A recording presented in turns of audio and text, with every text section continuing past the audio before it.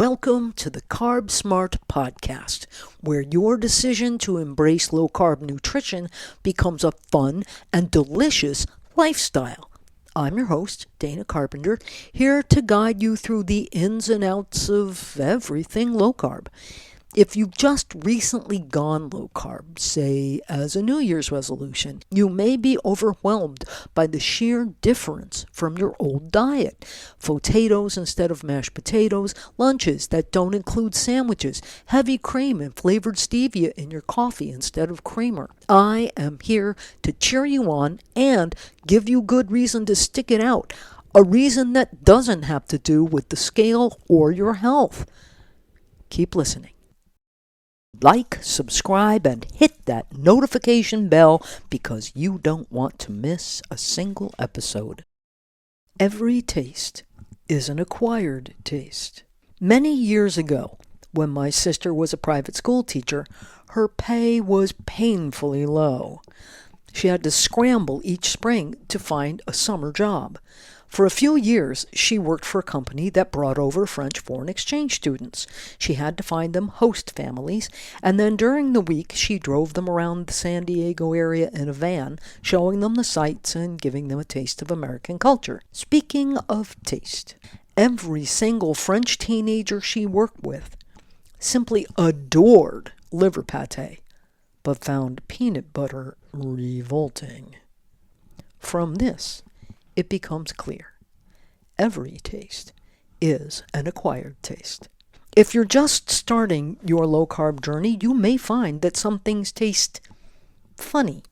Not bad, just different from what you're used to, different from what you grew up on. Please remember that all tastes are acquired tastes. Do you know how old I am? How old are you? I hear you cry.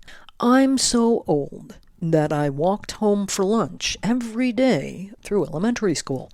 Mom largely relied on simple stuff for our lunches: canned soup, frozen pot pies or macaroni and cheese or frozen pizza, and wagon wheel-shaped noodles with jarred spaghetti sauce and Parmesan.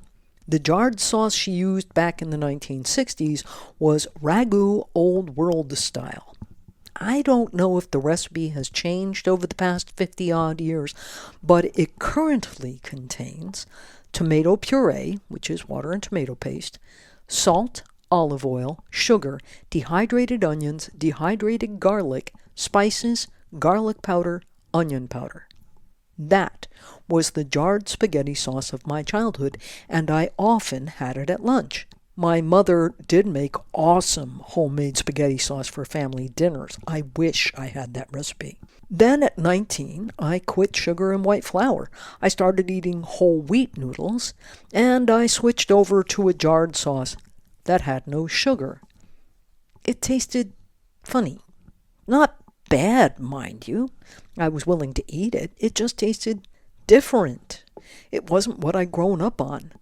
But I wasn't going back to eating sauce with sugar in it, so I stuck with it. Pretty soon, that sauce was what my taste buds expected, and it tasted great. A few years later, I was at my mom's house. She was serving pasta, and for some reason hadn't made her amazing homemade spaghetti sauce, so she was using Ragu Old World style. It tasted funny, bland and sickly sweet. It was hard to believe that I had ever liked it so much. Around the same time, a few years into being sugar and white flour free, I stopped into a corner bodega in Chicago. At the checkout was one of those racks you see at checkouts everywhere, loaded with snack cakes. As a sugar-addicted kid, I was a sucker for anything chocolate and cream filled. Hostess cupcakes, Ho-Hos, chocolate Twinkies, any of it. I thought, let's see how I feel now. I bought, I forget, but one of those things. I took one bite. The rest hit the trash can outside. My tastes had changed so much, I found it not only tasted just funny, but downright nasty. I had unacquired that taste. I repeat, remember that all tastes are acquired tastes. This doesn't mean that you can learn to like everything. I, by way of example, dislike bananas. I have always disliked bananas. I dislike the flavor, the smell, the texture, all of it. I certainly tried bananas in my childhood, tried and even made banana bread as a gift as an adult. If I were going to acquire a taste for bananas, I would have done so by now. I just don't like them. Seeing as they're about 28 grams of carb apiece, it's just as well. But if, say, you've always breaded and fried pork chops but have wisely eschewed breadcrumbs, the chances are excellent that you can find other ways to cook pork chops that you'll like just as much. They'll taste funny at first, until they don't, and you'll have acquired a new taste. If you've been addicted to caramel macchiato, 35 grams of carb, 33 of them sugar, according to the Starbucks website, consider coffee with sugar-free vanilla and caramel syrups. Da Vinci, Tirani, and Monin all make excellent sugar-free coffee flavoring syrups. And heavy cream, 2 grams of carb. It will taste funny at first, not what you're used to, but how could it taste bad? In a week or two, you'll have acquired a new taste. Just remember that different doesn't mean bad. When something tastes unfamiliar but pretty good, forge ahead. Indeed, I encourage you to try 1 or 2 new low-carb recipes each week. Pretty soon you'll have a whole repertoire of favorite low-carb recipes. Main dishes, side dishes, quick and easy stuff, slow cooker recipes, holiday recipes. Obviously, I would love it if you bought my cookbooks. But there are other low-carb cookbooks out there, although do be careful. I have seen cookbooks labeled low-carb that included all kinds of carby junk. Plus, there's always your neighborhood library and the internet. So go thou forth and acquire new tastes. Have you started acquiring new tastes? I encourage you to do so, rather than using low-carb breads and such to make your low-carb diet resemble your old diet.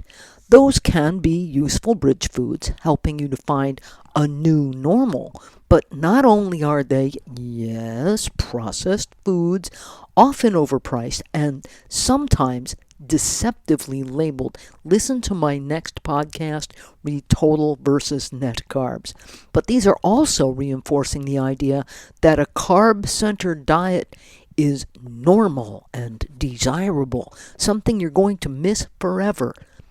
Speaking of which, this week's recipe is for Cocoa Peanut Porkies, a super simple cookie bar that draws raves from everyone who tries it. It's been posted at CarbSmart in the past, but that recipe called for Nevada Manna sugar-free chocolate chips, now long gone. I have had to adjust the recipe to use Lily's sugar-free chocolate chips. If you love chocolate and peanut butter, and unless you're one of those French teenagers my sister worked with, you probably do, you have got to try these. Share this podcast with everyone you think might like it, because we're trying to get the word out. And don't forget to like, subscribe, and hit that notification bell, because you don't want to miss a single episode. Until next time, stay low carb, happy, and healthy.